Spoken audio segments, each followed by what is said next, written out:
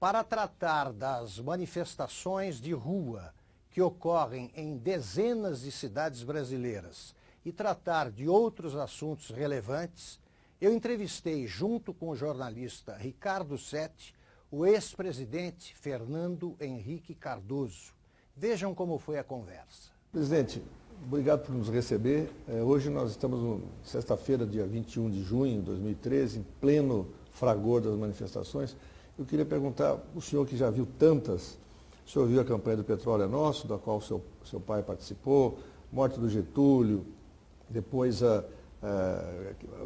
toda a coisa que levou à queda do Jango, depois as manifestações de mais de 68 em Paris, as passeatas no Brasil, depois vieram as diretas já, o senhor estava nos palanques, depois o movimento pelo impeachment do presidente Fernando Collor e por aí vai. Há alguma semelhança entre todos esses movimentos que o senhor acompanhou e de alguns o senhor participou, com isso que está acontecendo nas ruas agora? Bom, primeiro é verdade, eu participei, ou pelo menos assisti a vários, que a idade permite a gente ter esse horizonte. Talvez a primeira impressão assim, de rua mais forte que eu tenha tido foi na morte do Getúlio, no suicídio do Getúlio. Eu me lembro muito bem, eu estava numa reunião aqui onde era então o Hotel Esplanada. Hoje funcionava o Votorantim, ao lado do prédio onde eu trabalho hoje, né? E era uma reunião de americanistas. E de repente veio aquela notícia e todo mundo foi para a rua e foi lá na Praça da Sé. Era curioso que a população de São Paulo diziam que era contra o Getúlio. Mataram o Getúlio imediatamente, virou tudo, não é, a favor e tal. Eu tinha visto antes também. Foi parecida, presidente, com a reação do Rio, que ali o Rio, a multidão saiu destruindo coisas na morte do Getúlio. Ah, sim. Aqui também. Menos do que no Rio. Porque no Rio havia uma mobilização contra os jornais que eram críticos do Getúlio. Né? Aqui, do que eu me lembro, foi na Praça da Sé, cavalaria, naquela época ele jogava rolha para o cavalo tropeçar, não sei o quê, muita correria, mas não me lembro de ter havido assim, depredação na época do Getúlio. Na verdade, isso foi na queda do Getúlio democrata. Mas eu me lembro de antes, eu me lembro quando houve o fim da guerra, né? E as movimentações aí para derrubar o Getúlio. Né? Pela democratização do país. Pela democratização do país. Bom, e daí por diante, essas todas que vocês mencionaram, eu participei. Há muita coisa que é sempre em comum, é o povo na rua. É uma experiência de massa na rua. Mas por aí a diferença. Porque na morte do Getúlio havia uma revolta contra os que eram supostamente os inimigos do Getúlio. E reverteu a situação política. O Getúlio com isso esvaziou o movimento que era contra ele, pelo menos esvaziou momentaneamente. Adiou por 10 anos. Por 10 anos. Várias consequências depois e tal. Muito bem. Agora, no caso atual, há diferenças. Primeiro, naquela época, não havia internet, não havia o telefone celular, não havia o Twitter, não havia nada disso. Então, era necessário uma organização, era necessário algum tipo de liderança, e geralmente o protesto terminava no discurso. Palanque e discurso. Né? Mesmo na França, que foi diferente também, foi em maio de 68, eu era professor em Nanterre. O senhor estava lá. O foco. Né? Eu era professor de um dos líderes, o Combandi. Sim, Combandi. Bom, e eu me lembro de ter andado pelas barricadas que chamavam assim em Paris, com Alain Touraine, com Hobsbawm, né? Era todo mundo lá para ver o que estava acontecendo e tal. Mas havia alguma liderança, se projetaram líderes lá naquela época. E havia instituições... O Combandi. O Combandi foi um deles, não foi o único. Vários daqueles líderes estudantis viraram líderes importantes. E havia outra coisa, um poder organizado. O De Gaulle, as instituições políticas, os partidos, o De Gaulle no final fez um certo acordo tácito com o Partido Comunista e mataram a movimentação. Houve consequências? Houve. Não houve consequências estruturais, ou seja, de mudar a estrutura da sociedade, mas de comportamento. Aquilo era um movimento diferente, inclusive mais parecido nesse aspecto com este aqui. Por quê? Eu fui para a França vindo do Chile. O Chile, todas as paredes eram abaixo do imperialismo, contra o imperialismo. La lucha de classes, né? La lucha continua. Né? Bom, era esse o clima. Na França, não. Na França é proibido proibir. Queriam liberdade. Queriam mudar a cultura, o modo como as pessoas se comportam. E isso mudou, de alguma maneira, na França. Mas foi um primeiro movimento de novo tipo. Tem gente na rua, mas eles não querem apenas o poder, eles querem mudar a vida. É um pouco diferente. Interessante. Uma espécie de um diálogo entre Marx e Sartre. Existencialismo, quero mudar a vida. O Sartre foi vaiado lá também, porque na época qualquer autoridade que aparecesse. Né? Mitterrand foi escorraçado. Mitterrand foi escorraçado. Eu participei ativamente, vi muito de perto e tal. Muito bem. Não vamos repetir um por um, porque cansa. Então, recentemente você tem outras características desses movimentos. Porque eles voltam a ter um pouco desse aspecto libertário. Alguns deles têm foco antipolítico, quase todos. Mas alguns têm ante um tipo específico de política, a ditadura, a primavera árabe. Certo. Ou então você tem o desespero do desemprego, que você tem na Europa. Né? Bom, aqui no Brasil é mais parecido, por isso que eu falei da França. A França era relativamente próspera na época, não havia crise. Aqui não há crise nesse momento econômica. No futuro pode ter problemas, mas ainda há emprego. Emprego é verdade que de baixa qualidade, certo? Até 2 salários mínimos é o que cresce. E não há ditadura, você tem liberdade. Então o quê? A alta da inflação, ainda que o começo disso, não seja no começo disso, pode ter influenciado? Eu não tenho dúvida. Eu acho o seguinte, o que influencia aqui? É um conjunto. Primeiro, há uma espécie de contradição que não é sentida vagamente. A linguagem oficial é ufanista.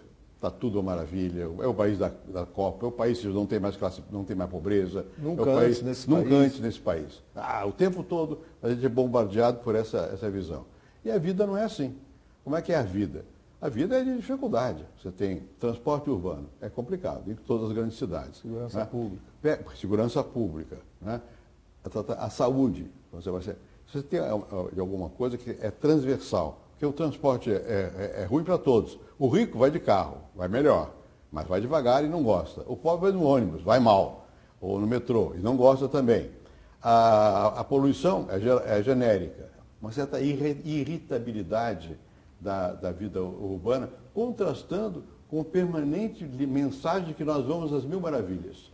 Não é? E no meio disso, você vê que surgiu também um outro tema que parecia que não era popular, a corrupção. É curioso que surgiu concretamente. E a Copa, quanto custou?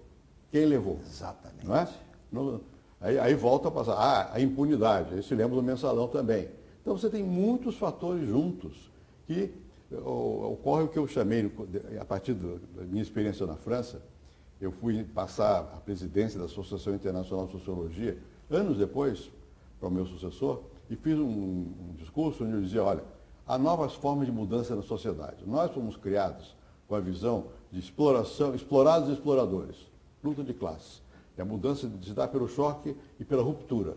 A sociedade contemporânea pode ter ruptura, mas tem outras coisas também. Às vezes é um fio desencapado, é um curto-circuito, que tem contágio. Aqui foi isso. A tarifa, o preço do ônibus foi um curto-circuito. Foi só um curto-circuito. Mesmo sem a violência policial, casos de violência, o senhor acha que ocorreria essa explosão? Ocorreria. A violência aumenta, dá o pretexto, porque ali é o Estado que não... Mas, no fundo, é um curto-circuito que se propaga. E o curto-circuito não se propaga apenas, como na teoria clássica da luta de classes, os de baixo para cima, em qualquer nível. Ele pega o conjunto, pega fogo na sociedade, né? Por vários motivos. Bom, isso está acontecendo. Né? O que está causando? São muitas coisas. E tem há um outro dado. É uma nova experiência de geração. As gerações têm o hábito não diria, mas tem a experiência do protesto na rua. Essa nunca teve. Essa movimentação é de jovem. É classe média? Também, talvez até majoritariamente, mas não só. É jovem de todo tipo. É o prazer de se manifestar. Se manifestar. Eu sou gente, eu participo, eu quero dar meu recado. E junto com isso vem uma outra coisa que é genérico, não é só do Brasil. As instituições políticas parecem não representar mais o sentimento das pessoas. Pois é, agora, presidente, o senhor mesmo mencionou a quantidade de, digamos, de lemas ou de demandas que aparecem nas ruas e tal. O fato de haver pelo menos uma dezena delas, contra a corrupção, contra os políticos, contra a roubalheira, contra a PEC 37, contra a PEC 37 e tal. Isso aí não tira o foco, quer dizer, não pode tudo isso resultar em nada? Tira o foco. Quando você tem, direta já, você tem um objetivo, tem uma consigna, tem uma liderança, tem o palanque, e tem o manifesto, e tem o protesto. Aqui não tem nada disso. Então, o mais provável é que seja uma explosão de sentimento O governo tem que, os governos, não é? Os governos têm que prestar atenção, porque as coisas não vão bem, não é? Mas talvez disso não derive nada especificamente.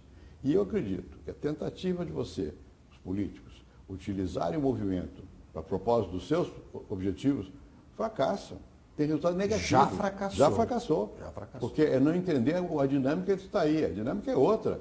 Eu pessoa, participo de um conjunto e estou ligado por esse conjunto, eventualmente, pela internet, que me chama para ir para lá, depois eu vou para casa. Não é? Eu não sou de um partido, de um clube, eu sou pessoa. Eu estou como pessoa, vou para a rua e protesto coletivamente.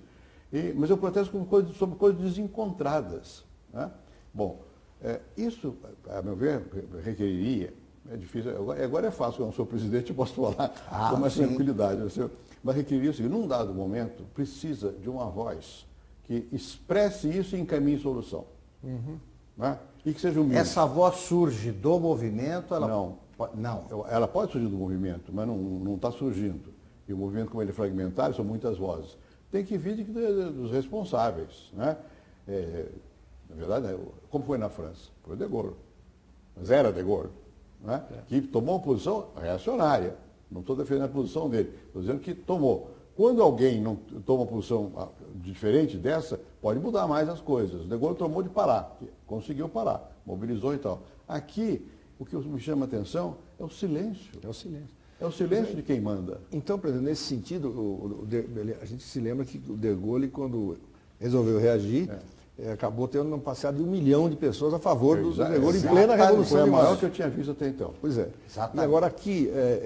O Collor tentou isso. Pois é, tentou... E não conseguiu. A coisa reverteu. Agora, o PT fez uma mini tentativa semelhante. Também não deu certo. Sem ter assumido, o senhor concorda, que era o alvo. Sem ter assumido. Fingindo que não era. O De Gaulle assumiu que era o alvo. É por isso aí que eu queria chegar. Quer dizer, sem querer eu politizar nada, mas o fato do PT estar 10 anos no poder não torna inevitável que vai sobrar para o governo. Quer Não dizer, tenha dúvida. qualquer governo que estivesse no poder, tenha sobretudo dúvida. eles que ficam dizendo que o Brasil está uma maravilha. Não tenha dúvida. E já, o que esse governo, ele funciona muito no virtual, né? Ele é craque no virtual. E já tentaram virtualizar. A última fala da presidente Dilma Rousseff foi sobre o social. Isso algum maqueteiro fala do social. Né? Eles estão insistindo na mesma técnica. Eu acho que está errado. Chegou a hora da sinceridade, de reconhecer que está errado, muita coisa errada. Né? Tem a Copa, por exemplo. Por que a Copa virou foco? Né? Porque foi prometido mundos e fundos. Nós íamos na Copa ter aeroportos bons, íamos ter o legado, íamos ter estradas boas, íamos ter tudo, a segurança. Né? Até agora não aconteceu nada. Agora só tem os estádios, e muitos deles com dinheiro de empréstimo público, e caríssimos. E chegamos a 28 bilhões de reais. Né? Muita coisa. E então, havia a promessa de não se gastar dinheiro. O governo tem que entender que está em causa sim. Está em causa sim. Eu diria que todos os governos, porque o aumento de tarifa se deu nos municipais. Veja, alguns baixaram a tarifa, e o mesmo Manaus, o prefeito Vigílio baixou a tarifa. Vai ver, ontem a prefeitura foi ocupada. Né? Quer dizer, já não funcionou. Já não funciona, porque ultrapassa. Né? Agora, num dado momento, precisa ter alguém com uma voz dizendo, olha, calma, eu tenho caminho para vocês. Né? Eu vou repetir uma coisa que eu tenho dito, fui mal entendido quando disse. Aliás, fui mal entendido muitas vezes. Quando eu escrevi um artigo chamado O Papel da Oposição, eu falava disso, que havia uma nova classe média. Levei pau que dizia que eu não pensava nos trabalhadores, no povo. Verdade. Que os partidos estavam descolados da realidade. A realidade era essa aí, eu tinha razão. Né? E essa gente vai querer qualidade, não é só oferta. Tem hospital, tem escola, mas e a qualidade? Eles estão exigindo qualidade. Padrão FIFA. Exatamente. Padrão FIFA. Exatamente. Eles fizeram os estádios de alto padrão. Há algum tempo atrás, numa reunião no Instituto Teodoro Vilela, lá no Rio, me perguntaram qual seria um bom slogan para político. Eu disse, olha, nos Estados Unidos o Obama falou, yes, we can.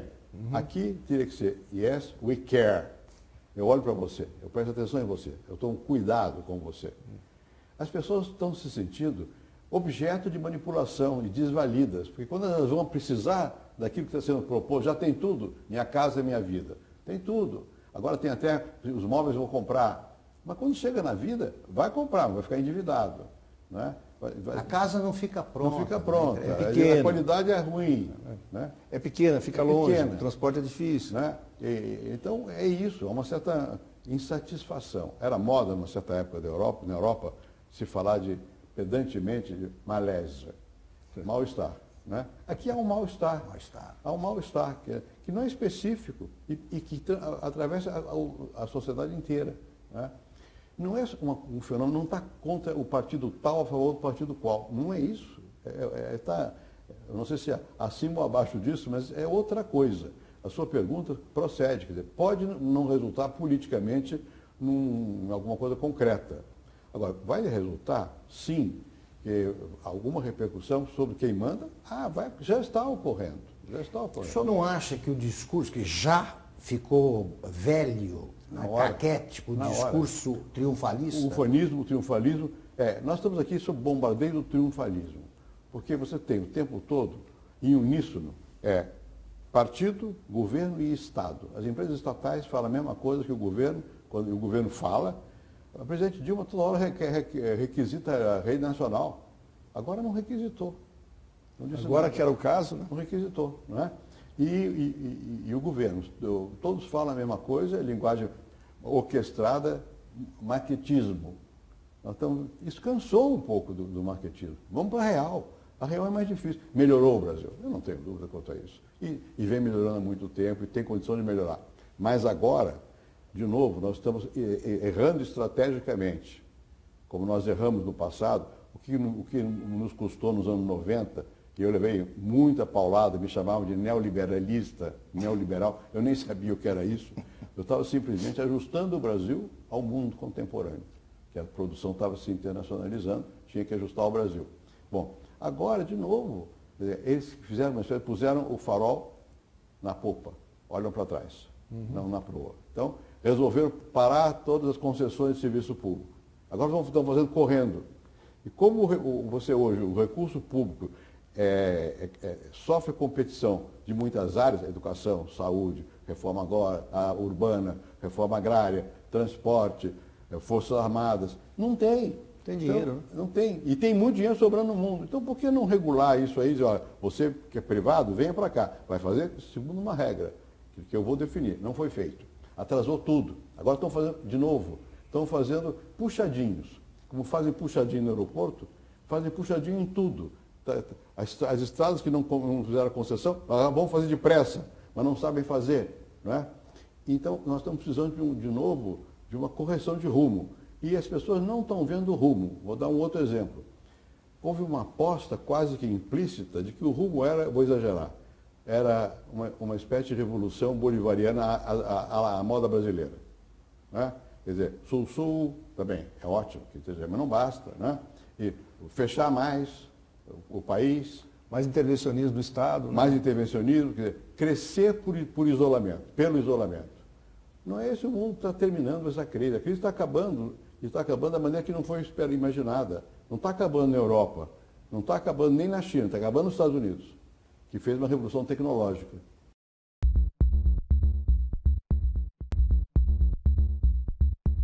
Agora, o senhor acha que a presidente Dilma, o senhor até trata a presidente com mais generosidade do sempre. que eu.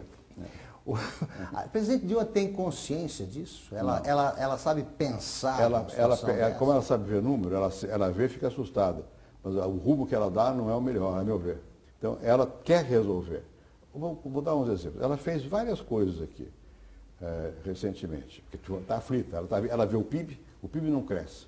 O PIB não cresce. A inflação está aumentando. A inflação está aumentando. Falta infraestrutura. O que nós vamos fazer? Ela, então, fez a lei dos portos. Né? Ela fez a lei da mineração. Ninguém sabe, porque isso foi feito nos escritórios, não houve debate. O Congresso desistiu, por isso o povo está decepcionado. O Congresso desistiu do papel político de condução da agenda nacional. Né? Isso é feito, digamos, tecnocraticamente. E vai para o Congresso, aí o Congresso, ao invés de discutir, faz também o contrário. Negocia fisiologicamente. No pior sentido. Fisiologicamente. Né? Ela quer acertar. Né? Mas ninguém nem sabe que ela quer acertar e não discutiu com o país que ia acertar. Então, ela tenta, mas não sabe fazer. Não tem liderança sobre o Congresso nem sobre o país, para que as questões sejam apresentadas ao país.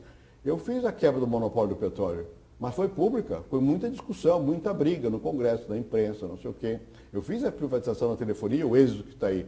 Todo mundo está beneficiado disso aí, com muita discussão. Aqui, ela fez uma medida importante, ela deu um passo. O Lula tinha dado um passo atrás nos portos, ela deu um para frente. Ninguém sabe, porque ela fez de maneira tecnocrática.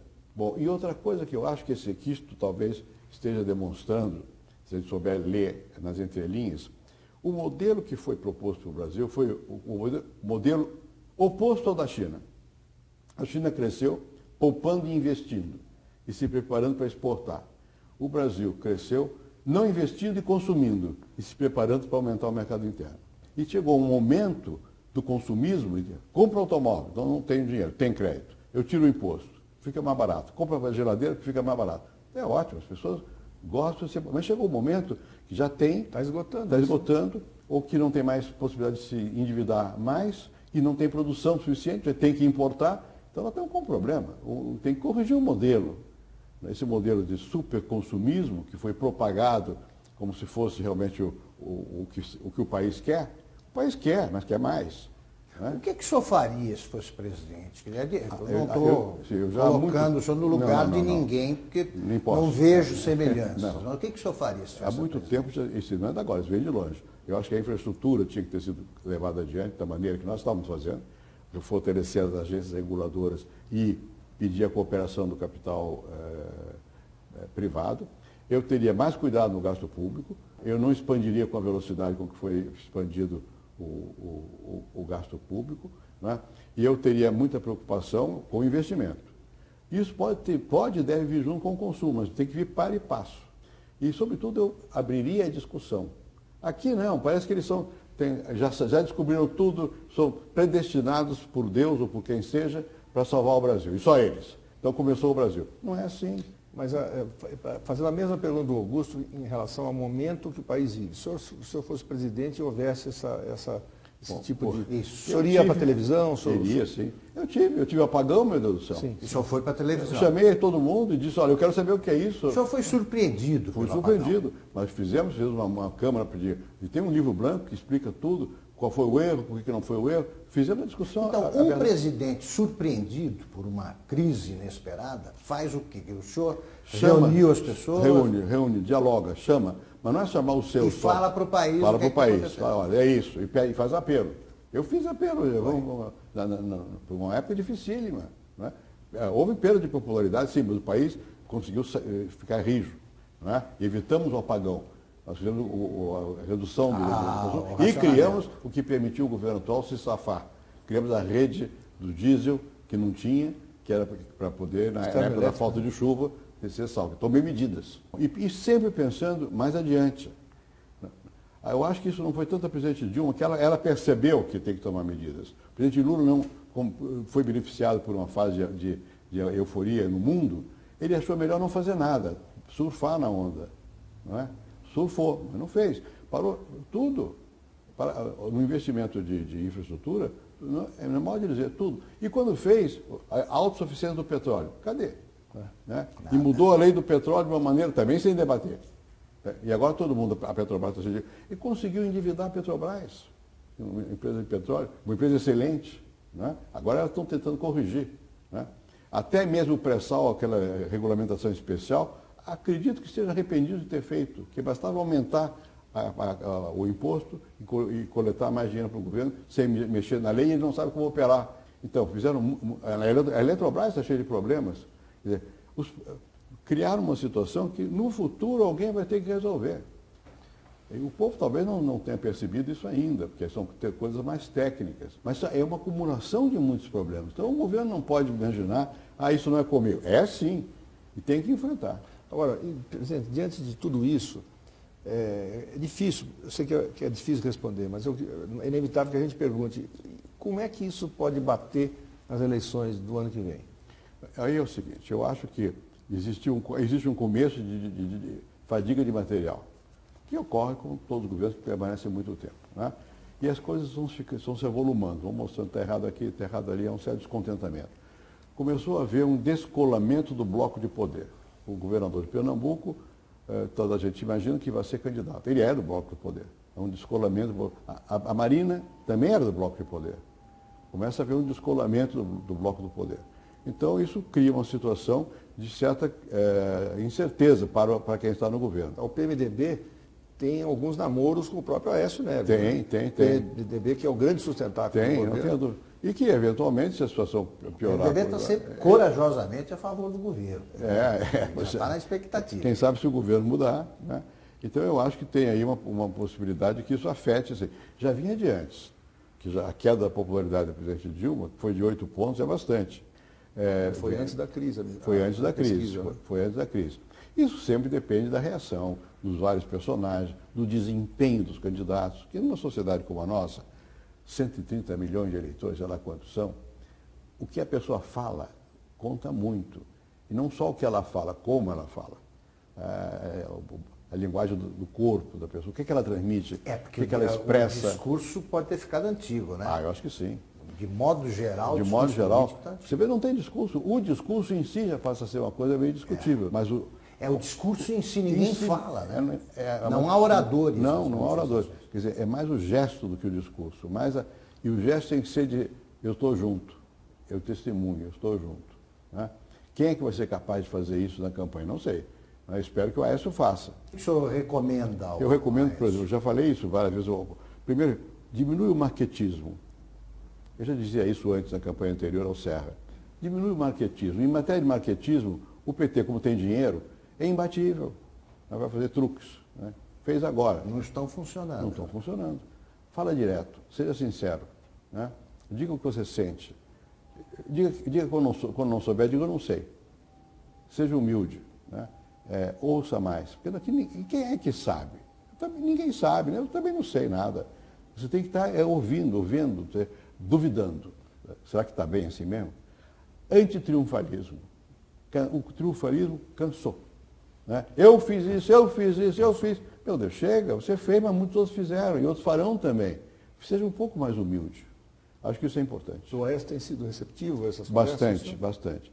E outra coisa que eu acho que é importante no Aécio, ele não é pela idade, ele é jovem também, mas o estilo dele é mais solto. Né? Eu digo, a única coisa que não pode fazer é imitar o avô. Porque o avô era outra época, né? Não precisa. Exatamente. E a eleição que o avô disputou não era direta. Não era direta. Seja como você é. Ele é espontâneo. Eu acho isso é bom. O Lula é assim. Cada um a sua maneira. Espontâneo é assim. Ele é como ele é. Ele sabe falar. Ele não faz. Cada um, claro que eu não vou. Mas ele não tem dúvidas, né? Não. Nenhuma. Ele não tem nenhuma. Ele é ungido. Foi ficando. Não tem certeza. Eu conheci o Lula quando ele era mais modesto, mais humilde. Agora, meu Deus. Mas no seu é interessante, presidente, que ele desapareceu agora. Ele não é um grande líder do Salvador do Brasil, o homem que inventou o Brasil. Tá? Cadê o Lula? Não vai à rua. Não falou nada. Não falou nada. Então, não era hora de alguém com o porte dele, que se acha o grande líder popular, dar uma palavra qualquer? Acho. Mas não fez. Já não fez. Né? Enfim, mas o Lula ainda não tem a responsabilidade direta, quem tem é presidente. Sim, claro. Não, ele deixou uma herança, né, que atribuíam ao senhor. A herança maldita mudou de mãos, né? O mal vai para lá. É isso aí. O senhor não acha? Eu acho que agora eles tentam ainda, né? Sempre que precisa, a presidente Dilma faz isso. Sempre que necessário, ou sempre que acuada pelo partido, ela lembra do senhor. É uma mania, né? Eu acho, no caso do Lula, eu acho até engraçado. Né? Ele gosta de ele não vive sem a senhora. Não, ele gosta de insistir que ele não tem escola. Agora ele tem mais doutorado honoris causa do que eu. Agora, presidente, me chama a atenção esse desencanto, e até uma palavra branda, com o Congresso. Mas desencanto é uma palavra branda, mas que houve época que foi moda, né? Isso, né? Exato. O Congresso... O desencantamento do mundo. É possível, porque nós sabemos, nós conhecemos a importância do poder legislativo, nós sabemos que é indispensável a democracia. Agora, para essa geração que está nas ruas, o poder legislativo é uma coisa absolutamente descartável. Não tem poder. Essa impressão, essa percepção pode mudar de que maneira? Olha, não é fácil mudar essa percepção. Fácil. Por quê? Porque a lógica dos congressos são 500 pessoas, é lenta. Né? Mas não é só isso. Então, em todos os países, o Congresso apanha muito, porque as pessoas querem decisões mais rápidas, e o Executivo é quem pode ter. A agenda nacional normalmente é dada pelo Executivo. Né? O Congresso tenta, muitas vezes, não consegue. A agenda é dada pelo Executivo. Qual é o problema que o presidente Lula fez? Ele não precisava do Congresso porque ele não fez reformas. Então, o Congresso foi deixando de ter relevância política nacional, com P maiúsculo. Então, o Congresso foi perdendo o quê? Voz. Se você ouvir as sessões do Congresso, a oposição grita todo o tempo lá. Quando diz, não existe oposição, o PSDB não faz nada, não sei quem mais nada. Não, é que faz no Congresso, e o Congresso perdeu relevância. Porque perdeu ressonância. Ressonância, porque não está discutindo os temas. O Congresso passou a ser simplesmente um homologador do Executivo. Se falava, nós temos um sistema que é ruim, que é o de presidencialismo de coalizão. Tínhamos, não temos mais. Agora é velha república. É governo e oposição. É velha república. E dissidência no governo. Quer dizer, não tem mais nem... os partidos perderam ressonância como visão do mundo. Ele tem importância como pedaço do Estado. Então, cada um deles quer ter um pedaço do Estado para poder ter uma clientela. Isso é o passado. Nós regredimos, do ponto de vista da cultura política, a velha república, nesse sentido. E agora, quando o governo tenta ter agenda, aí o Congresso, como se desabituou de um governo ativo, o Congresso reage, como agora, na questão da reforma da lei dos portos. Foi um parto dificílimo. E o Congresso reage não mobilizando a rua, que nem discutiu a ideia, mobilizando recursos. Queria um pouco mais para mim, para eu poder votar. Agora, o Congresso ele está assustado, né? Porque uma pesquisa feita ontem registrou que 80 e poucos % aí dos parlamentares já são contra a aprovação da PEC 37, que muda as atribuições do Ministério Público.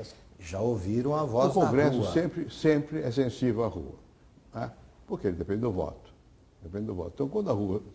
Então, isso vai ter consequências. Já tem consequência o protesto. Baixaram as tarifas, até correndo demais. Baixaram as tarifas. Já não vão querer mexer na PEC 37. Vão começar a ter que olhar com os gastos da Copa do Mundo. Vão começar a ter que olhar. Né? Então, já teve consequências. Quer dizer, o povo, quando se manifesta, pesa. Pode não pesar no sentido de mudar as estruturas políticas, seria o ideal. Pode não, mas afeta as estruturas políticas. Afeta aqueles que vão exercer a função, portanto vai afetar quem está no governo. Se houvesse eleição amanhã, afetaria diretamente. Como a eleição daqui a 1 ano e meio, depende.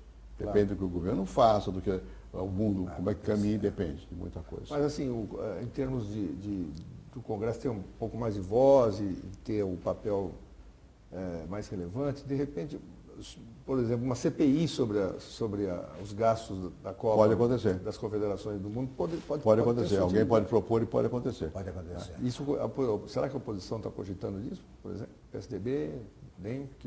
Eu não estou acompanhando no dia a dia, não sei. Mas eu acho que basta dar essa ideia que alguém vai fazer. Né? Vai tentar fazer. E o governo vai tentar impedir. Mas deixa eu fazer uma consideração. De alguma maneira, nós temos o nosso modelo aí, econômico, é o anti-chinês, né? É o oposto da China. É verdade. A China consome pouco, e poupa muito e investe muito. Nós fazemos um modelo oposto da China. Talvez seja exagero dos dois lados, né? E o Brasil está investindo, está cada vez dependendo na exportação de produtos primários ou quase isso. Voltou. As manufaturas foram muito prejudicadas, muito. Mas, presidente, sabe por que, basicamente, as pessoas, porque o câmbio está errado, porque está errada a taxa de interesse. Eventualmente está. A taxa de juros baixou, até foi bom e tal. Mas não resolveu a questão. Porque o problema é que hoje a inovação se dá em cadeias globais. E como a política adotada foi outra vez fechar o Brasil, isolamento, sim. A nossa manufatura ficou fechada. Ela não participa tanto dos fluxos globais de inovação e transformação. E o Brasil não está competitivo, né? Não está competitivo por isso. Então está errada a visão. O futuro está errado.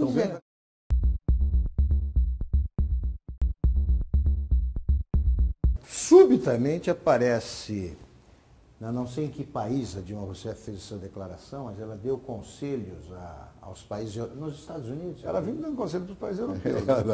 O Guido Na Diamante Itália, né? também. Ela, estou preocupada com a crise dos países europeus e tal, e ela está fora da realidade, ela acredita mesmo que o Brasil pode dar conselhos a alguém. Acho que ela acredita. Isso você sabe, vai criando uma certa arrogância, self-prophecies, self-fulfillment. Ela acredita que a coisa vai... Acho que ela acredita. Ela é sincera, eu acho. Ela é sincera. O problema é que, às vezes, ela está no caminho, como eu estou dizendo aqui, eu acho que a visão está errada. A visão está errada. Agora, eu acho que, mesmo que tenha percebido, é tarde. Eles orientaram o país, nos últimos 10 anos, para um caminho que não era, podia dar mais certo. Enquanto a onda veio, pegou. Mas agora estamos de novo a pé. Estamos de novo a pé. E resultado, as classes empresariais, que se beneficiaram muito com o crescimento da vida nos últimos anos, começam a reclamar. Começam a dizer, não dá certo, porque é centralizadora, porque é isso, porque é aquilo. Vai perdendo o apoio das classes empresariais, porque talvez ele não tenha bem entendido tudo, porque elas próprias favoreciam um modelo mais fechado, mas agora estão vendo. Não tem como. O Jornal Valor publicou uma pesquisa feita com empresários de todo o país, milhares de empresários, 63% preferem o Aécio como presidente. Agora, é preciso que o Aécio se apresente também como alguém que assuma essas posições. Tem que explicar, tem que, digamos, fazer uma pedagogia. Explicar, olha aqui, hoje, você para ser nacionalista, tem que ser cosmopolita. Não é mais o nacionalismo porque você se isola, é o nacionalismo porque você participa. Você defende seus interesses de brasileiro e do Brasil, mas não defende fechando-se e tentando imitar o que já foi feito lá fora, mas senão que também participando. Né? E essa mudança não ocorreu na cultura brasileira. Nós continuamos pensando que o bom é ficar sozinho. E nós ficamos sozinhos. Veja na América do Sul, criaram esse arco do Pacífico, criaram o bolivarianismo, e o Brasil é o quê? Está onde? Nós temos hoje... O que o Brasil deveria fazer diante dessa aliança dos países do Pacífico? Devia se aproximar. Se aproximar. Mas agora um exemplo claro disso. Nós temos há um ano, na Embaixada do Brasil na Bolívia, um senador pedindo asilo. O Brasil nunca negou asilo a ninguém. Uma vergonha isso. Nunca. Nós demos asilo a ditadores, aí o Stroessner. Né? Por quê? Porque ficamos não querendo ferir os milindres do bolivarianismo, ou do sei lá o quê. Né? Não pode, o Brasil diz, nós somos democráticos, nós damos asilo sim, é tradição nossa e é direito, está na nossa Constituição. Mas nós ficamos cedendo a quê? A quê? Porque acredita que ele é o bom? Né? Então, o Brasil ficou, o governo, não foi o país, o governo ficou hesitante na parte política externa, uma visão, a meu ver, equivocada. Né? E não mudou a política externa, não a mudou, mesma, né? Do tempo do chanceler Celso Amorim. Abrandou um pouquinho na questão dos direitos humanos, mas não mudou. Veja o que foi feito com o Paraguai e a Venezuela. Eu sempre fui favorável que a Venezuela entrasse no Mercosul. A Venezuela e todos os demais, porque eu queria um Mercosul Mas amplo. a relação do senhor com o Chávez era outra. O Chávez tinha que cumprir o que não cumpriu, as regras do Mercosul. Né? Bom, e foi feito quando o Paraguai não queria, no momento que o Paraguai estava numa fraqueza, então ficou muito mal. Uma rasteira, ficou mal, né? com o Paraguai. Foi uma rasteira. Quantos acordos comerciais o Brasil tem? 2, 3, com quem? Com o Egito, com Israel, de pouca significação econômica. Ficamos abraçados com a Argentina, uma bela senhora. Mas é sereia, né? A sereia te beija e te afunda. Nós não avançamos, nem no Mercosul, nós não avançamos, porque nós ficamos numa posição muito fora da jogada. Os americanos acabam de propor à Europa, deixa eu recuar um pouco. O Obama, no primeiro discurso de posse, ele disse que ia fazer o que fez. Energia limpa, renovar a inovação de novo, né? Veio a crise, eles fizeram a coisa mais heterodoxa do mundo, invadiram o mundo com dólar. Agora vamos puxar os dólares. Aí vamos sofrer de novo. Agora que eles estão saindo da crise, o que eles disseram? Europa, eu preciso de vocês. Propôs um pacto novamente atlântico. Nem olhou para a América do Sul, para a América Latina. O México está lá grudado, vai se beneficiar. Nem olhou para cá. Né? Nós que tínhamos sempre tido um certo centro estratégico, nós digo Brasil, desde sempre, fomos nos deslocando da Inglaterra para os Estados Unidos, de Portugal para a Inglaterra, Inglaterra para os Estados Unidos para a China. Fomos percebendo as mudanças do mundo. Dessa vez ficamos parados na China, como exportadores de matéria-prima, de commodities. E a China está mudando também. e fomos nos distanciando dos núcleos reais de inovação do mundo. Está errado. Está errado.